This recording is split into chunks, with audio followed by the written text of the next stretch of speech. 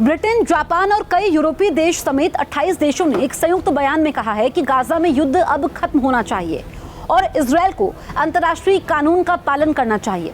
इन देशों में ऑस्ट्रेलिया और कनाडा भी शामिल है। इन देशों के विदेश मंत्रियों ने कहा कि गाजा में नागरिकों की पीड़ा नए स्तर तक पहुंच गई है।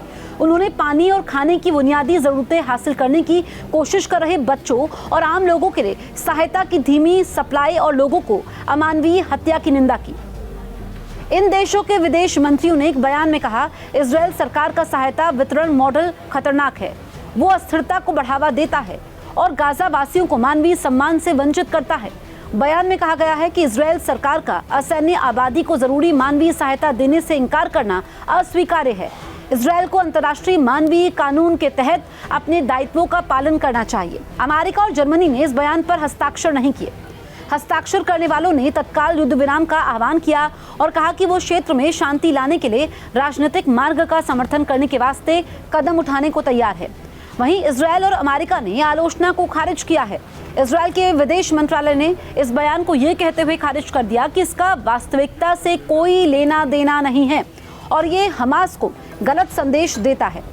इजरायल में अमेरिका के राजदूत माइक हुकाबी ने भी अपने देश के कई करीबी सहयोगियों के बयान को खारिज कर दिया। उन्होंने एक्स पर एक पोस्ट में इस बयान को नफरत से भरा बताया। उन्होंने कहा कि देशों को हमास के बर्बर लोगों पर दबाव डालना चाहिए।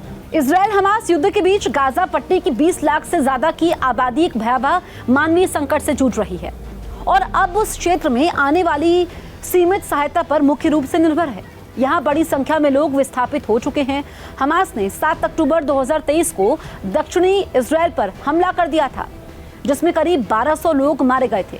इस हमले के समय बड़ी संख्या में लोगों को बंधक भी बनाया गया था। हमास के हमले के बाद इजरायल और हमास के बीच भयंकर युद्ध छिड़ गया था, जो अभी भी जारी है।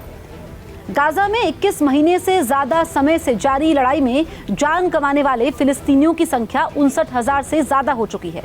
गाजा के स्वास्थ्य मंत्रालय ने सोमवार को ये जानकारी दी।